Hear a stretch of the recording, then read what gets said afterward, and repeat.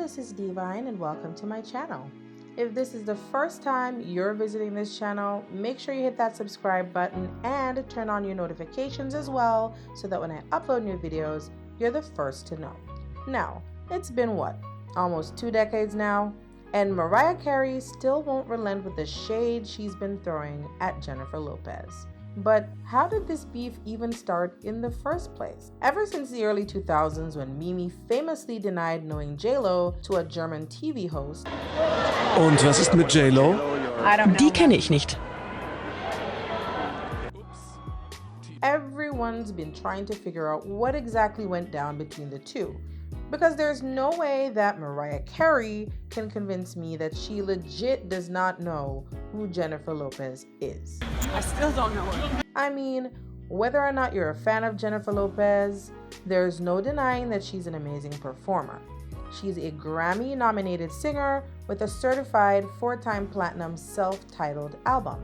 She's had hit singles like Love Don't Cost a Thing and Jenny from the Block. She's also had a fairly consistent acting career with movies like the 1997 biographical film documenting the life of Tejano music star Selena, as well as films like Enough and Made in Manhattan.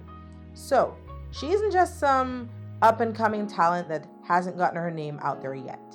And of course, it goes without saying that Mariah Carey is a legend in her own right. So there was no other conclusion to her repeated statement other than that she was throwing some shade. Since then, she has publicly denied knowing J-Lo on several other occasions. It's even become a popular meme among her fans. I don't know the woman. There were things in the past that... Do you know each other? No! No. Okay, here's she the says you know her. Okay, I know she... You know what? I'm very forgetful. On the other hand, J-Lo has claimed that she has met Mimi many times before. And of course, the media had a ball game with it, from Wendy Williams to Andy Cohen. I don't have a feud against her at all. I know from back in the day, I've read things that she said about me that were, not the greatest, but we have never met. Like, we don't know each other. And I saw everybody. I didn't see Mariah because at the time she wasn't playing. She hadn't started yet. Who? But I saw Britney, I saw Shania. No, I'm playing because that's what Mariah said about Jennifer one time. I'm not trying to start anything. She does say that. Yeah, she does. She's forgetful, I guess. Yeah. Cohen. She did eventually clarify that she doesn't know her personally or has never spoken to her before, but she definitely had some fun with the shade for a long time. Okay. Apparently, I'm forgetful. Yes. Because I don't remember the fact that it was just like, hi, I'm so-and-so, and then move on.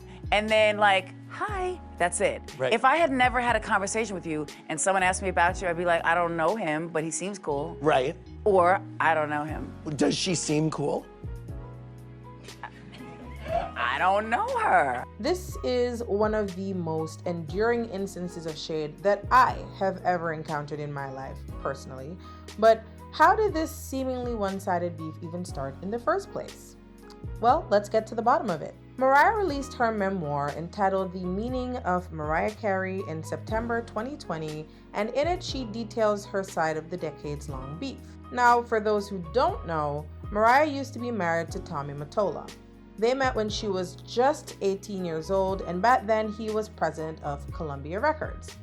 They got married in 1993 and together started working on her career, the goal being to turn her into the next star. When their relationship ended in 1998, Mariah claims that Tommy did everything he could to sabotage her career. Their split was very public and messy, especially because at that time, Sony Music Entertainment, who Mariah was signed to, had just purchased Columbia Records, where her ex was CEO. So she had no choice but to continue to work with Mottola. Meanwhile, Mottola was working on turning Jennifer Lopez into the next big thing. She alleges that he gave J-Lo a sample of Firecracker by Yellow Magic Orchestra to use for her 2001 hit single, I'm Real. Now, it wouldn't have been an issue if Mariah hadn't already just used that sample for the lead single on her album, Glitter, entitled Loverboy, which she also planned to release around the same time as J-Lo's single. Since Mottola ended up stealing her sample, she ended up rebuilding the song's melody around Candy by funk band Cameo, who were also featured on her single. The single was also accompanied by a remix version featuring other popular artists such as Ludacris and Da Brat. And in the remix, Da Brat seemed to take a dig at J-Lo and the controversy, with Mariah seemingly co-signing as she sings along with her.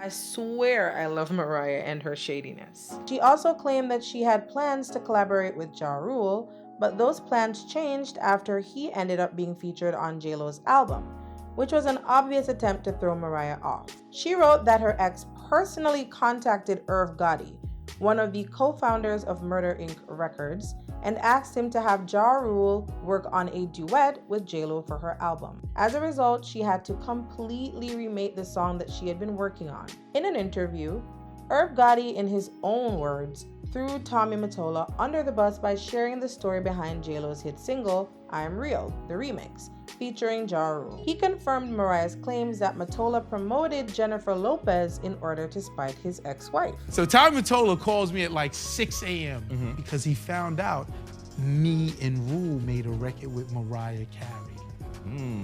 And at the time, he hated Mariah Carey. So he was pumping Jennifer Lopez to compete. He says, Irv, I need you to do me a favor. I said, what's up?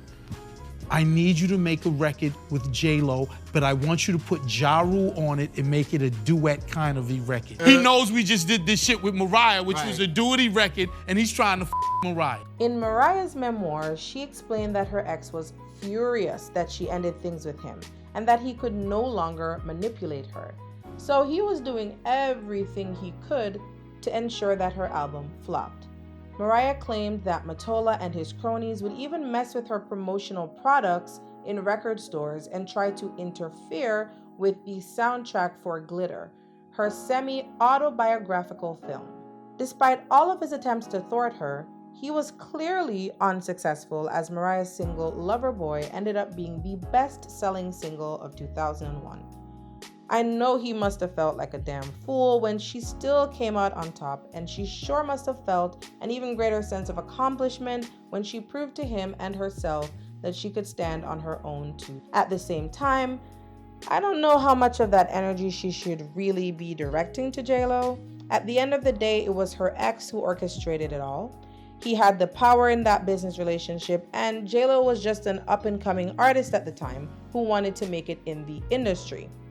I don't know if they had any disrespectful interactions behind the scenes, but that's not the impression I'm getting from her memoir. However, there have been allegations that Mottola may have been romantically involved with J-Lo at the time of their divorce, and while it has never been confirmed, Mariah's own actions have helped to fan the flames of this particular rumor.